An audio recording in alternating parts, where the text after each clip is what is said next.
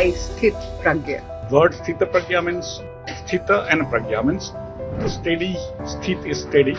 Pragya is wisdom or knowledge. So it's more like a spiritual stoic. But I went into IIT and the struggle started more because I did not know English. When did you know that you wanted to become a monk? At what age? Probably 7, 8 years. You think you made the right decision? Yes. Not becoming a monk? We are richer because he's into active life, helping our country, and he himself is very satisfied at whatever he is doing, contributing silently to the nation building. What are your early memories of life? We were staying in one room apartment, 10 of us, when I was Joint young. family. Yeah, joint family. And in the meantime, I was trying to sort of find my feet where I came to Bombay. So I started organizing youth festivals where you do not require too much English to speak, especially if you work as workers. And then, of course, a little larger and then slightly larger places. Don't give me such a humble answer. Don't undersell yourself. I was like always like this. I did not have any aspiration or I didn't want to become anything or do anything. So in some ways when I look back, I think that was the attitude probably evolved, because if you have a specific idea that you want to become chairman of the bank, then you will not go into this area, and which probably some people dropped out from the team on. Whereas if you say whatever comes my way, I will try to do my best for the job, not for myself, probably it does work.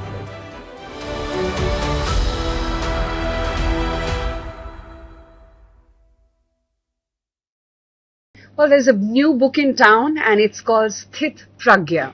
And I have with me the man who's written the book and the man on who the book is. Please welcome Mayur Shah, the author of the book, and of course, the man of the moment, the MD and CEO of the National Stock Exchange, Mr. Ashish Chauhan as well. Gentlemen, both of you, thank you so much for your time. Mayurji, let me start with you first. Kaise idea aaya about the book? On his Of 50th, course, his life is something which is to be celebrated. But what got you down to it? On his 50th birthday, I was told to make a short film on him. So when I got the data to write the script, because I write the script myself, I found something very, very interesting and potential of. Basically, I wanted to inspire the youth of the country that you can dream big and achieve it wherever you belong. Maybe a small town, maybe a village, maybe a city, whatever it is. So that potential I saw when I wrote the script, and then I was after him that please, I want to write the book. At that time I didn't know there would be so many aspects that would unfold. And that was the basic inspiration. It took him some time. He said his mind is a routine life and there's nothing extraordinary about it. And then when we started gradually, chapter after chapter, everything started unfolding and it was fascinating. Did he agree to it willingly? Yes. He did?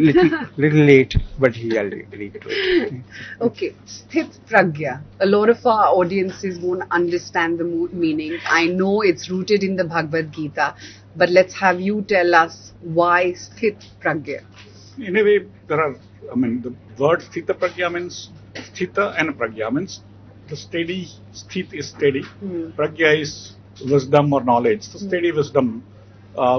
In some ways, the person who doesn't get too bogged down by victories or by defeats or by joys or sorrows, just continues to the what is correct is Sthita Pragya. So it's more like a spiritual stoic.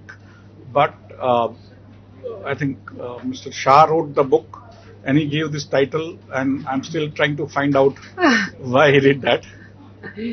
Did you find him that balanced person yes, in equilibrium? Absolutely. Yeah. Because the challenges that he faced were enormous, but there was absolutely no personal sort of feeling of that I have not been able to achieve it, or something is, or even the exuberant happiness that one needs that I've achieved something.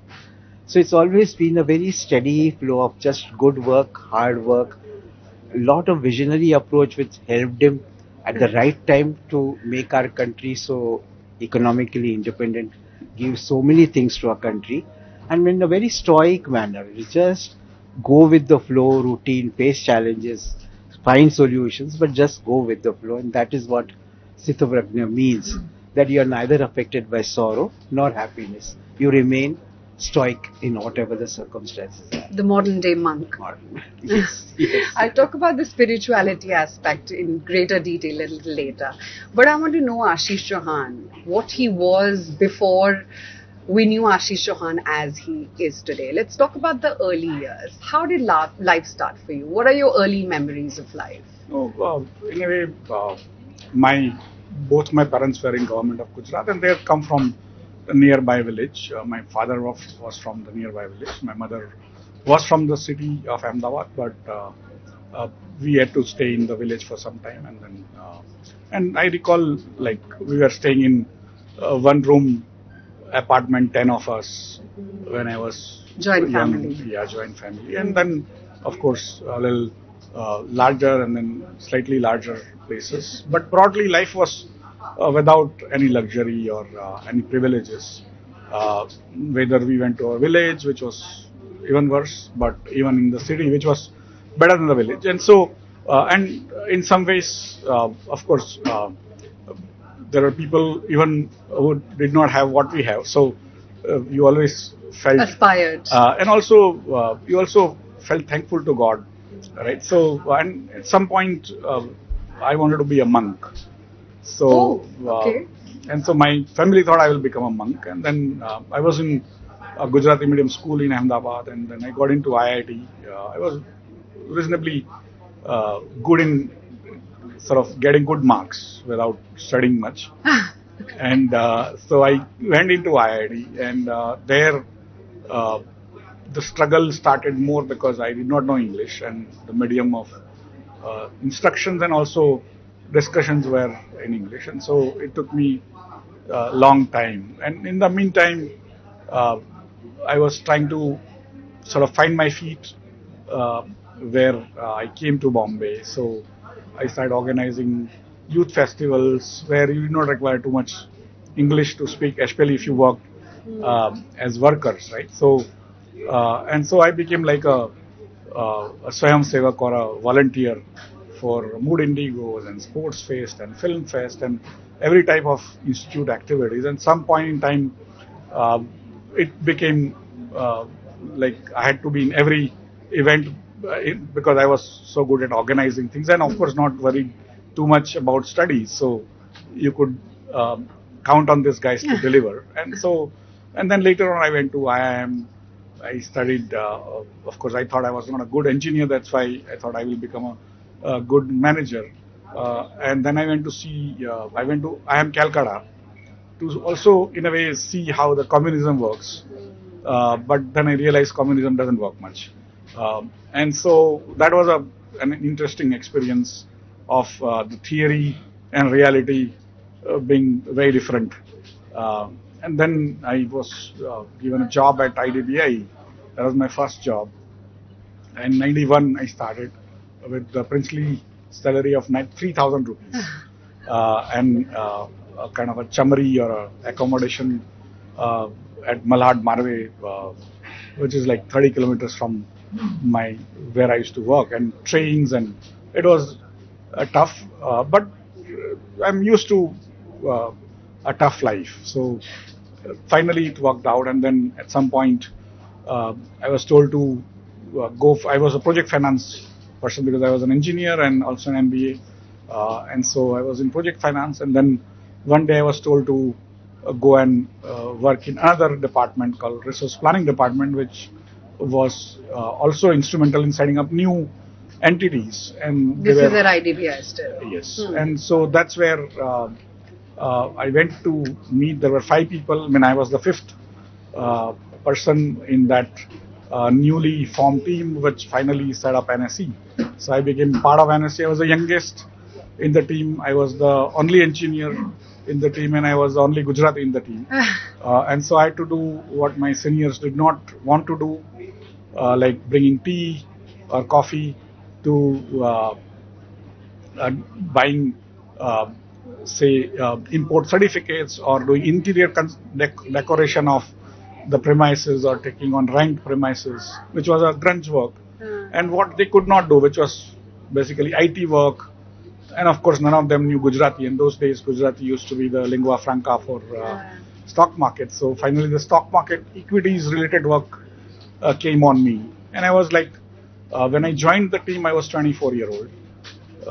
And so it was interesting in a way that you didn't have an idea of what you are doing, how it will impact India later on. And broadly, everyone knew that this is not going to work because um, the computerized exchange were not working across the world. UK had kind of spent $1 billion, it did not work. In India, over-the-counter exchange of India did not work, called OTC experiment had failed. And everyone knew that the brokers run the exchange. And the trading floor is where you get the liquidity by shouting at each other and things like that, and not by having computer screens across the country. And how will you get the screens across the country where telephone lines don't work, right? Computers barely work 3-4 hours continuously. And the bankers, as bureaucrats, are ill-equipped to go through this hustle and bustle of stock market. So it's clearly going to be failure.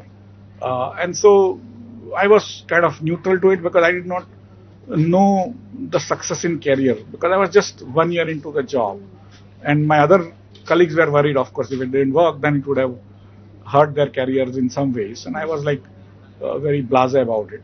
But whatever and whatever came my way, and I was like always like this, that I did not have any aspiration, or I didn't want to become anything or do anything, or so in some ways when I look back, I think that was the attitude probably worked, because if you have a specific idea that you want to become chairman of the bank, then you will not go into this area, and which probably some people dropped out from the team on. Whereas if you say whatever comes my way, I will try to do my best for the job, not for myself, probably it does work, right? So I want to go back a little bit. When did you know that you wanted to become a monk? At what age? Probably 7-8 years. How? Because I used to go with my grandmother to all these places to listen, then go to temples. The monks will talk to you, and so you think, yeah, you need to basically be pretty satisfied in life and know, don't be sort of getting into this life which is so Maya. Yeah, so that was the childhood situation, and it still remains that finally all this is basically in some ways illusion, transitionary, and you need to be kind of beyond this. There are life and concepts beyond whatever you see as money and whatever you can touch and feel. You think he made the right decision? Yes. Not becoming a monk, but what should we In a say? way, India Inc. monk. In a way, he's still a monk. Yes, he is. Absolutely, Yeah. selfless service to the nation. So that is the best part. So we are richer because he's into active life, helping our country, and he himself is very satisfied at whatever he is doing, contributing silently to the nation building. So it's a perfect situation for a modern monk, yes. So when did that 7-8-year-old boy who actually wanted to become a monk realize ki, you know what, this is not a path for me. I can imbibe that in my life, but I need to go to school, I need to study, I need to earn the money, whatever little it may be at that time. I have not figured that. Right, so it's a journey, right? So you still want to go back to that life, and so, but again, you have to survive. So you continue to do what is essentially required of you, and so and once I got into sort of a place of study away from home, it was a very secluded campus where to come out used to be like a long journey, and that's why in a way you got more involved in the local milieu, local culture, which was the youth culture. And so, but there also I started calling ISKCON monks to talk to the students every Sunday in my hostel. And so my connect to the spiritual world has continued, and some of my juniors then later on became monks also, and I couldn't, so I still.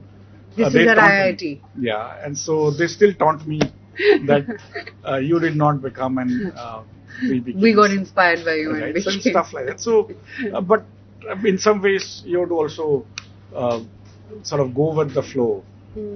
If you resist too much, then again you are not equanimous, right? So for me, whatever comes your way itself is sort of monkhood. You have to accept with all the grace that God has bestowed on you and try to do your best for sort of society. But was it parental pressure which actually made you not take monkhood full time but only part time, imbibe that in your life, but go back to school and studying also? They were pretty neutral about my being okay. a monk. My family broadly had known that this guy mostly will go that direction, but somehow it didn't happen.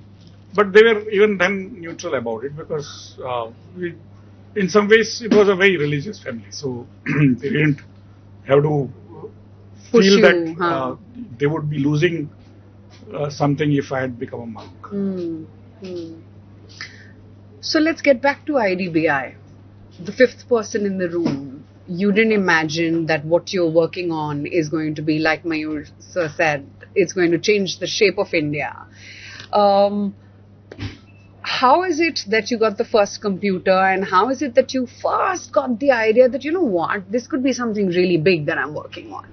In a way, I think burden of expectations were zero when we started working on NSC. And startup, basically. It was a startup with some amount of institutional backing. Which meant you didn't have to worry about when your next salary will come, right? So we were not necessarily. But you got a salary from IDBI, right? 3,000 rupees. Yes, and then continued. But in a way, entrepreneurs have to worry about the next salaries, which we didn't have to worry, right? So that was a solace in retrospect, that if you wanted some computer, you wanted some thing to do, you knew that your parents, and we had like 12 parents, and all of them top companies in the country like LIC and SBI and ICICI and also.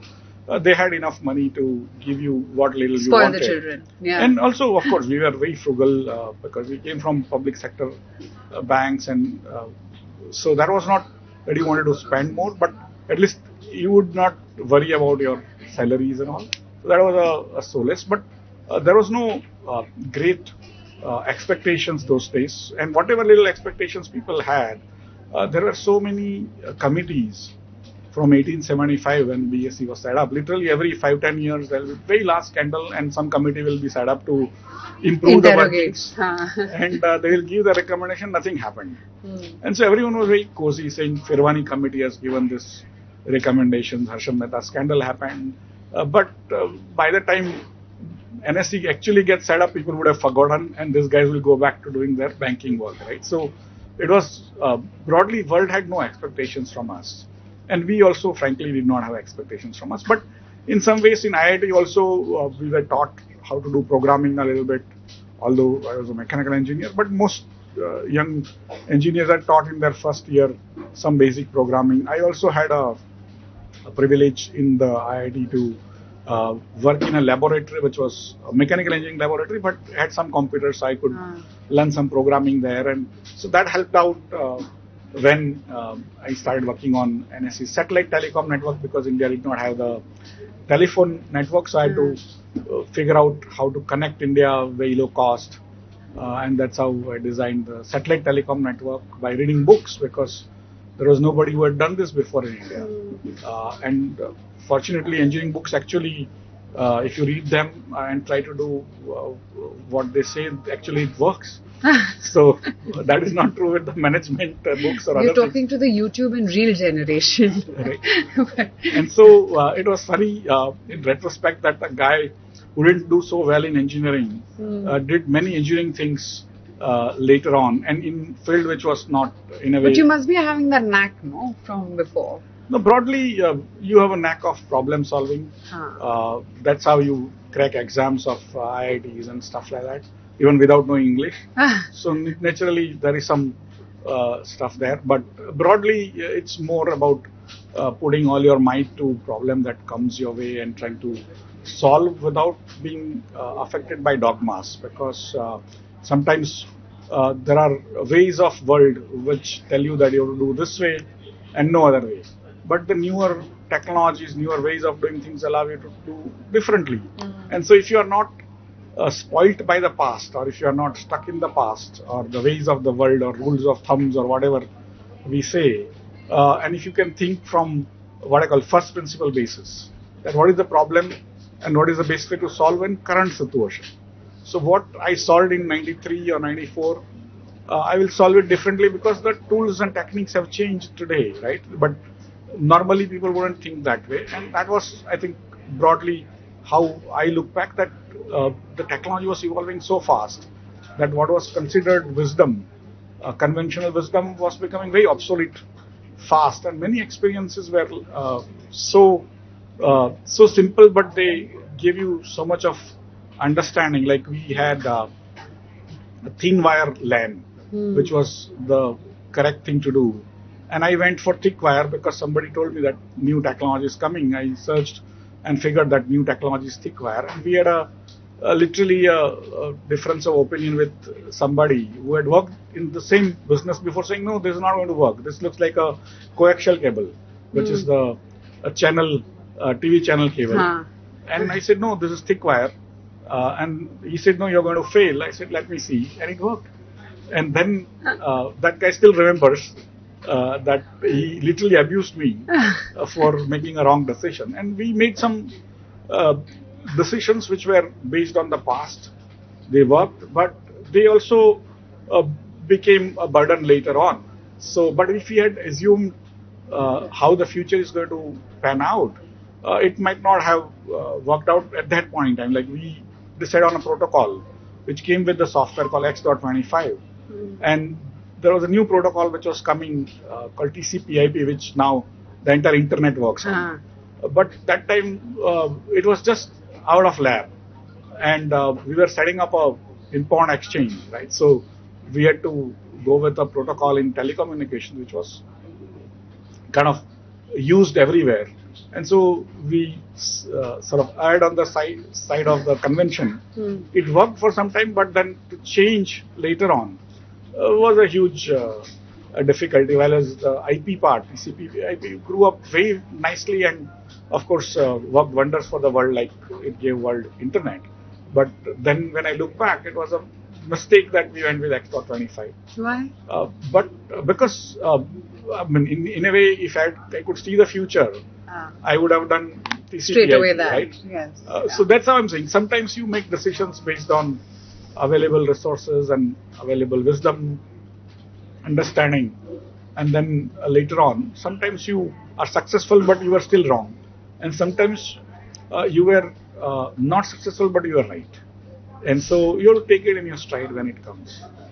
Yeah, those are things you realize only in retrospect when you look back.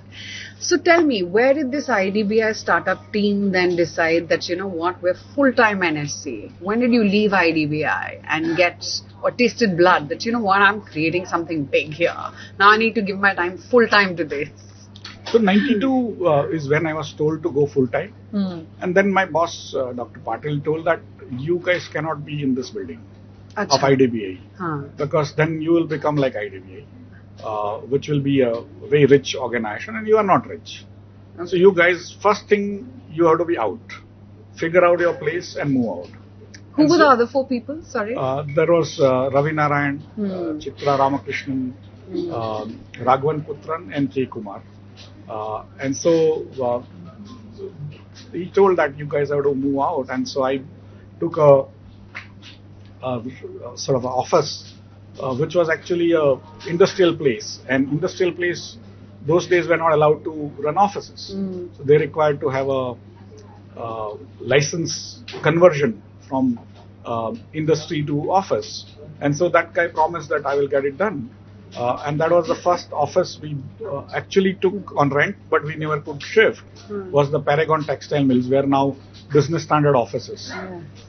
And it was, I think, name was Sunil Mehta of Paragon Textiles. And so when I went after a couple of months saying, give me the Keys. also license of operating an office, he said, no, I have not been able to get it. So we had to break that contract and then request Mahindras to give us some office which was next door in Worli, next to TV Tower. Yeah. So in Mahindra's first floor, which is actually ground floor, we had an office. I wrote the agreement, 23,417 square foot, super built up. And how much rent did you pay for this to the Mahindras? It was sort of around 10 to 20 rupees a month, which was very large in those days. But today we don't think it is large, but those days it was very large. But it's a very nice office, very modern. And so we set up our interior decoration. It took me like 3-4 months to do all the interior stuff. But who gave you this capital then? The IDBI, ICICI, IFCI, LIC, GIC, SBI, SBI Caps. Like we had 12 promoters. And so they gave us 25 crores, slightly less than 25 crores. But that 25 crore, we never raised additional funds. It was sufficient. Of course, we borrowed some, but broadly we created a structure where we didn't have to worry about the success or failure by ensuring that we take a deposit from members, which was interest free.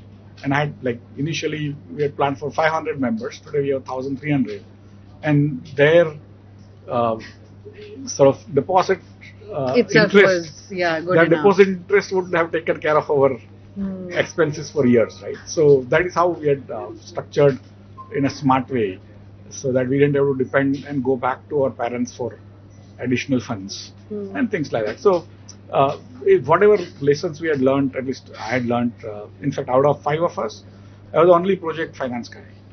So I had to do all the project finance related projections and articles of association and MOUs and memorandum of understanding, all that stuff. So in a way, you were learning a lot at a very young age, and the kind of responsibility that was given to you was way beyond what normal organization those days would give to a 24-year-old. So there are so many sort of memories. Once I had to go to US to select the telecom network, the satellite technology part, and I went to the US embassy for visa. And my family had shifted to US at that time. Oh, okay. And so your parents. Yeah. And so I had written honestly that they were gone.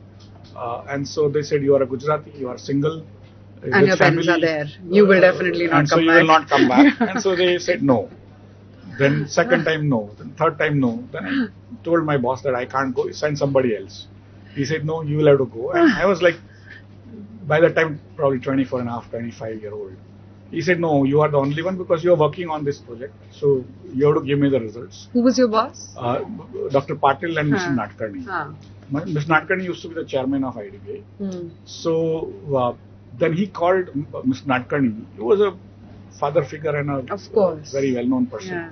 So he called up US ambassador and said that this boy will go to US. I am taking the guarantee in writing that he will come back. He gave a letter. And he said, if he doesn't get a visa, then we will buy your technology from somewhere else. And so I went to the visa officer. He made me wait till 4 in the afternoon, although by 7:30 they complete all other posting. And then he asked me like 10 times that, why you? You are so young and we don't think you are capable to make such important decisions. I said, no, my boss has given this letter and he has told me that I have to go. And finally, reluctantly, because of the pressure and other things, he gave a visa only for 1 week in December end, which was like Christmas place. And so I went there, came back, and then I went to meet my boss, and he said, now go and meet that visa officer so that he doesn't treat any Indian like this in future. And so I took his advice, went back to the visa embassy, officer. And we had a cup of tea. He said, no, I made a mistake.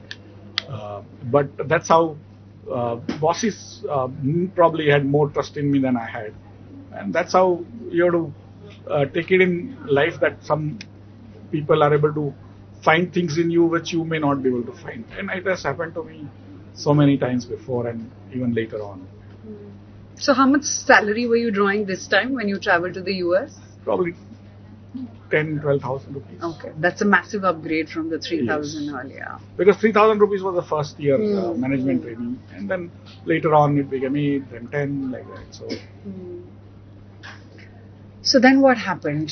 You came to the US, you came back, and then and what? then we set up the satellite telecom network, the entire screen-based trading. You bought the and, thick cable. Yeah, thick cable was before that, while starting the office.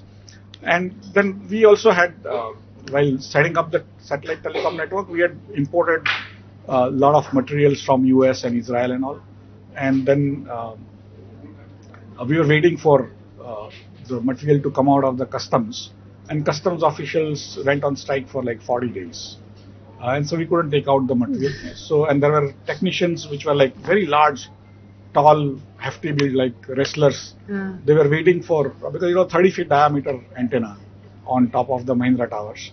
And so they were waiting, they were like 15 days, 20 days, it did not come out. And the news came that Surat had a plague. And so one day at like 3 a.m. in the morning, I was on my desk. I used to sleep in my office those days many times. So those two large guys came and said that we want to go. I said, okay, go to your hotel, come back tomorrow. They said, no, we want to go. So I said, what happened? And what means go? He said, no, we want to go home. So I said, what happened? I will get the material out fast. They said, no, there is a plague and we are going to die. So I told them that, but there are like many million people in Bombay. They are not worried. Why are you worried? Nobody is going to die. He said, no, in plague we can't stay.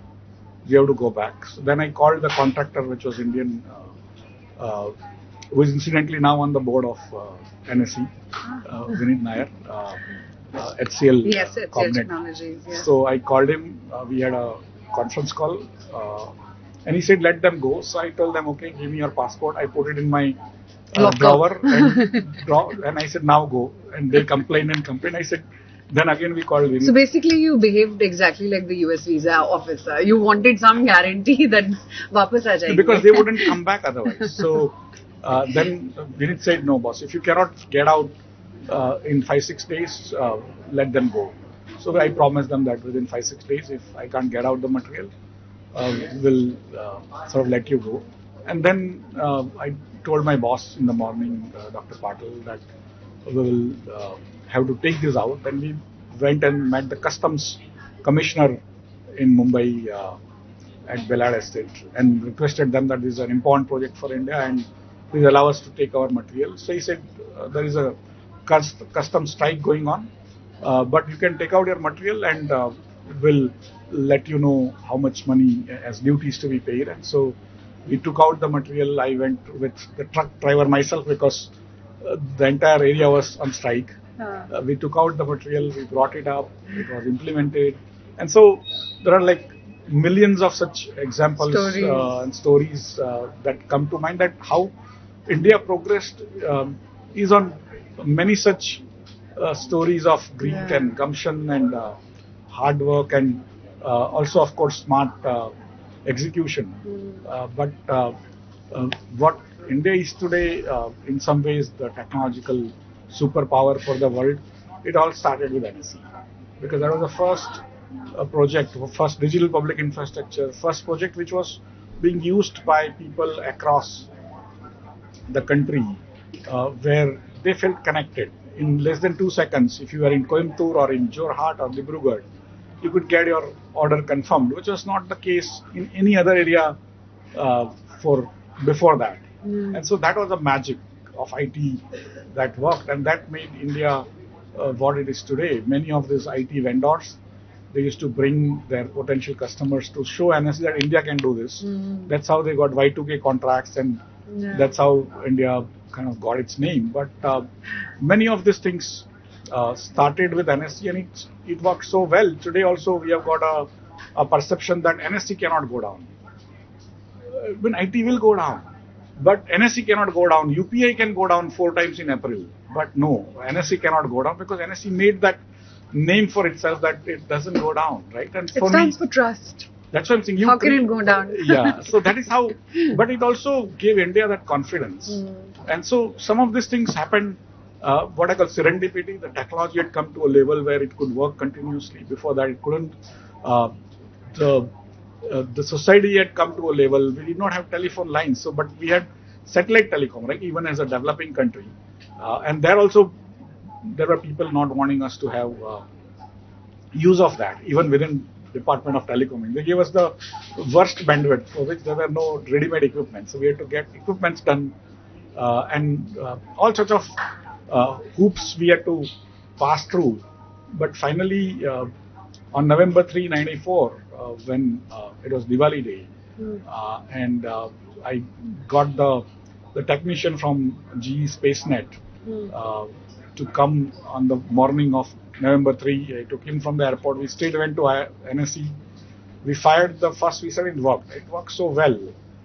Where was this? Where in Bombay? In Mahindra Towers. Mahindra Towers only. And we did not sleep through because that was a Diwali day, and it started. The trading started, but that was more on lease lines, and also we had kept 100 terminals in NSE's office itself on 4th floor, and like as soon as it started, somebody came running to my office saying, "Sir, I lost 4 lakh rupees in 1 second, and now you have to save me because my father will not allow me to go inside the house."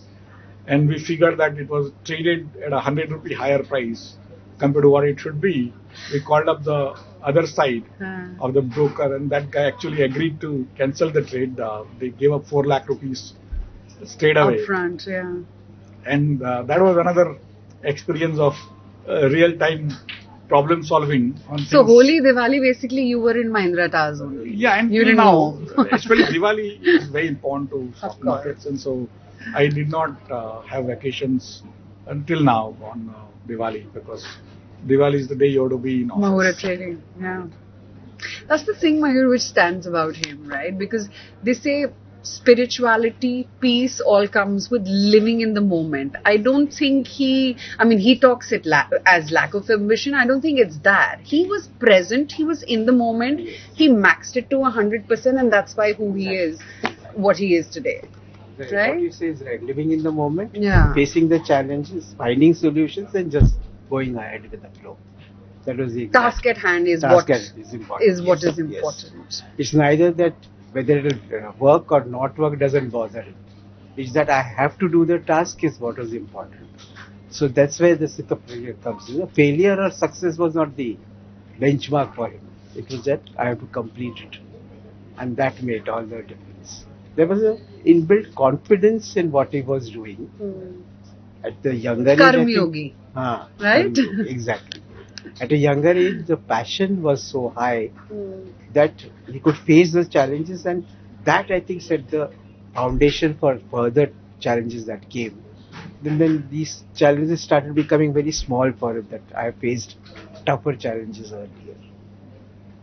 And that mindset is completely spiritual. I mean, it comes only from being a spiritual person, connected to God, connected to the divine force, you say.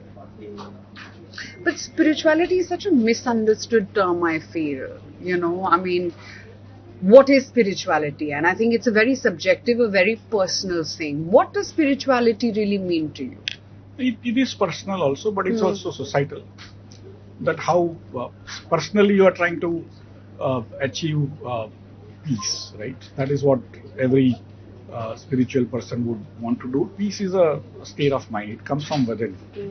You try outside, search wherever, it will not come. But if you figure that out, then you are always in peace. Right? You have to make peace with yourself first. Right? And so that is peace out of lack of desire, lack of ambitions, or just not being touched by ambitions. Means you just continue to do what you need to. But the other side of the Indian spirituality is also how do you become useful to the society, right? And for me, I think it's a quest for personal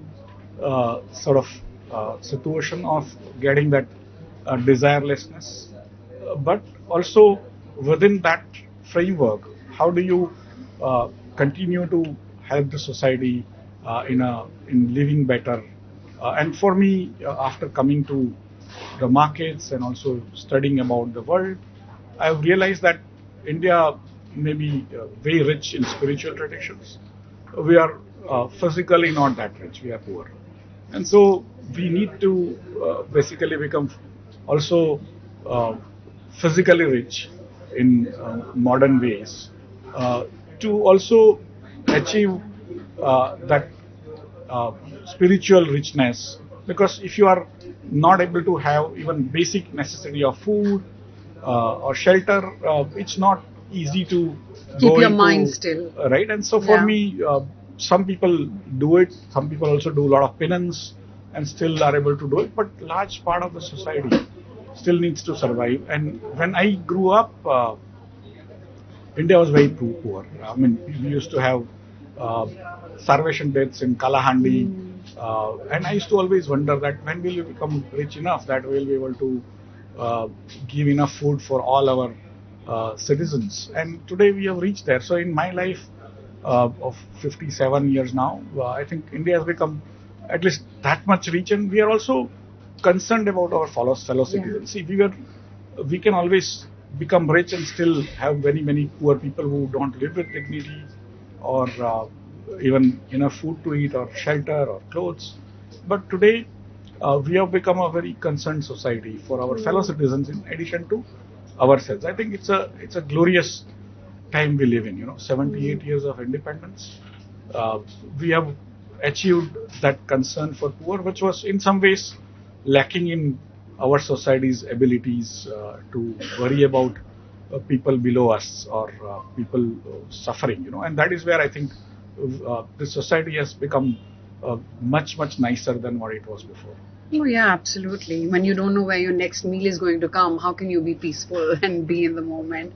Do you meditate every day? Do you pray every day? Yeah, for me. Or do you think work is meditation? No, Basically, what is your philosophy? I take my work as meditation, but I do meditate. I am a student of Vipassana and few other meditation techniques. But for me, it's still, you can do all that and you can still be very fluxed from within. Right. And for me, the idea is the joy is from within. You try to find joy, it's not there. So it's whatever you call peace, joy. It's basically you are sort of complete in your mind, that you have nothing else. Today, if you are called up saying now your time is up, there is nothing left, and that every moment I try to live that way. That and even in job, if I'm told I'm not required next moment, I'm willing to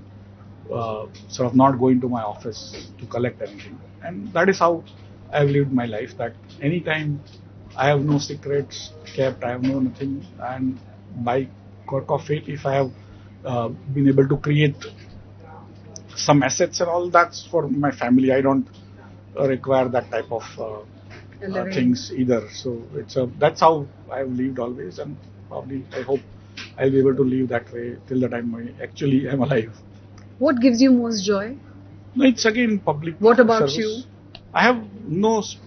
Just being allowed to work every day is such a important thing. I'm kind of grateful that people like me, who sort of don't work out of personal interest, are still allowed to work, right? So, and in some ways, I work more than people who have more interest than me, but that's in a way out of volition, right? So somewhere in spirituality, you have always this duality that if you become satisfied, then you don't want to work, right? But if you have to motivate yourself every day to work 12-15 hours, then that's not the job for you. Right. Then you still feel motivated each morning that you wake up. Absolutely. Every morning you have to wake up and sort of be raring to go, saying nothing should go wrong ever. And so it's such a habit that in the night also, if I wake up to go to bathroom or something, I have to still see my messages in the night because we work 24/7. You're a workaholic. So from 94, then happened cricket, and then BSc, and then it's No, back to 94 to NSE. 2000, I was with NSE in charge Ah. of equities, derivatives, sometimes clearing, sometimes listing, membership, and stuff like that. Also helped out in setting up depository. But then 2000, I started on my own, funded by Reliance Group. And in 2001, the e-commerce uh, venture which I started was just starting up, and then the fad of e-commerce went down. So So you became a tech guy basically. yeah, and so those days it was not so different, but they stopped funding me. So I was like on road with 100 people, and so they said, "We will not fund your company, but you are sincere, so and you know a lot, so we'll give you advisory positions in our telecom company which we are setting up." And I had done a lot of satellite telecom and other things. I knew the technology and a little bit of business. That's how I started helping them. And then I became their IT head for the telecom company, then for the group.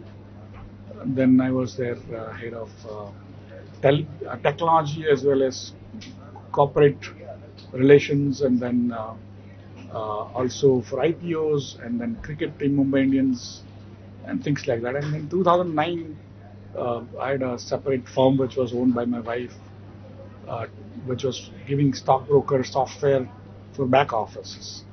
Many large brokers used to use that, and so BSE bought that company.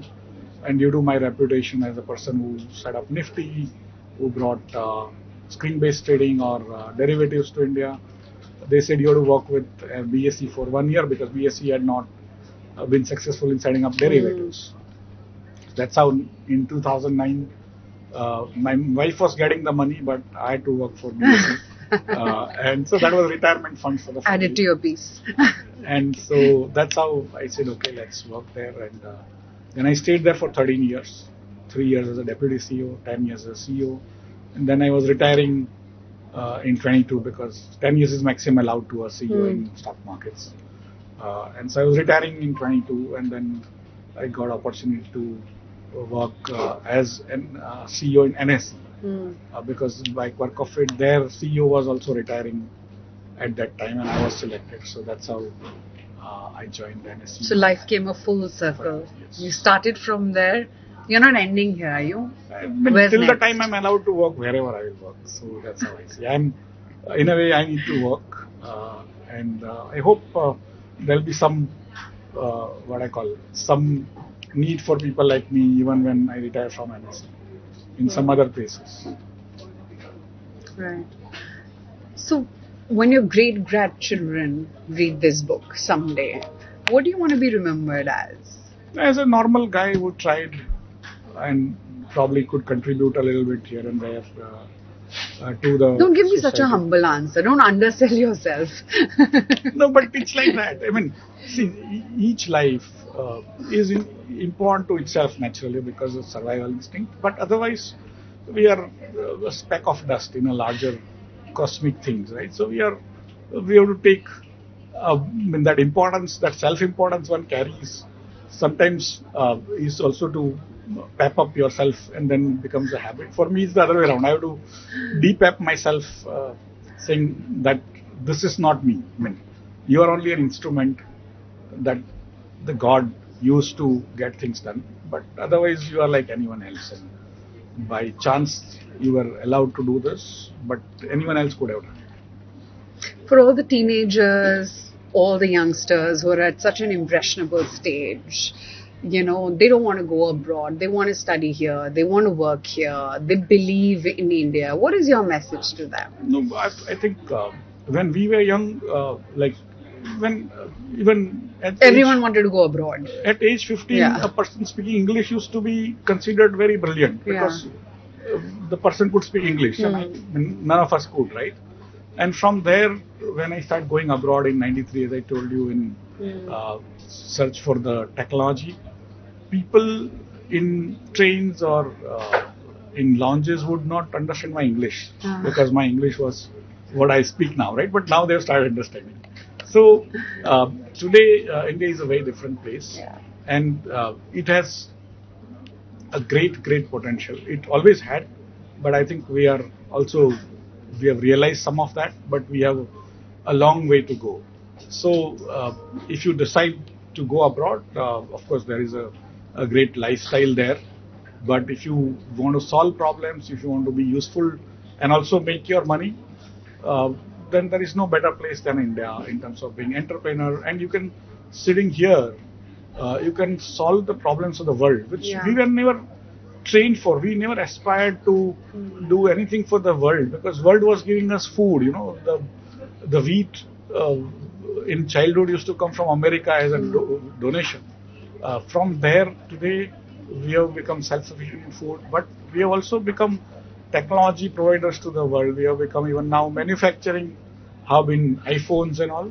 So broadly speaking, and entrepreneurship was not taught to us, not even an aspirational thing, because you had to get a government job and Salary lao or right. And for 2-3 generations, people who were babus, including my parents, and we were told also saying you get a job in a PSU or a government and you are okay, and never leave that, right? And today, so many role models are there.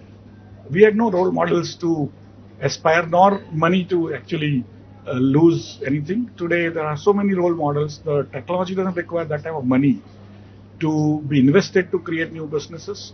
So today, I call the earlier capitalism required a lot of capital, which none of us had. Today's capitalism requires very little capital, which some of us will be able to fund you. So try being entrepreneurs if you can. If you have plans, if you have products, you can solve India's problems, world's problems.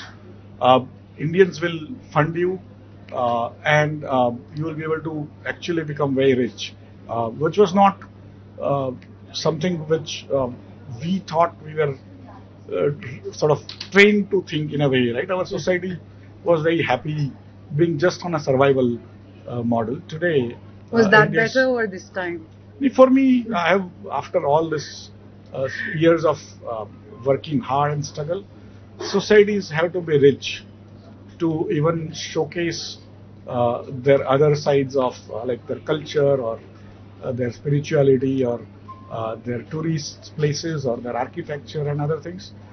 If you are poor, you also treat your culture also badly and your spirituality also badly. But if you become rich, and so in just for that sake, I think India has to become rich, and the youngsters, uh, because we were always in dilemma, and we were in what I call shortage life. I used to stand in ration queues and things like that, right? So today also when I come out of when I'm doing even shaving, I will keep the tap off because water has to be conserved, yeah. right? And many children today do not have that because they are They're living a life of abundance, which right? is great. So for me, we have to physically become rich in not in a bad way, but in a good way and solve world's problems. Then only we will become rich. But if we can solve world's problems, we have to solve our problems also. Because our society also, every society has problems. Even rich societies have problems, right? So for me, problems will continue, but youngsters have more role models and ability and opportunities more in India. In our childhood, you had to become a doctor or an engineer or a babu. Today, you have so many career choices. You can move careers. You can become entrepreneurs also in those careers and come back. Fear of failure is not there, and things like that. So take the opportunities. India is not the only playground you have. The world is there. World now appreciates India and Indians, and if you are good, try that out. Yeah, and you have played such a large role in making India rich. So thank you for that. Thank you. I don't know, but India has come up some ways, but we have a long way to go. Absolutely. And Mayusha, thank you, because I know he wants to sell himself as a speck of dust, but we know what a glorious life he's lived and how he's contributed to the nation's progress. So thank you for Sthit Pragya. Thank you. Thank you, Will. Thank you.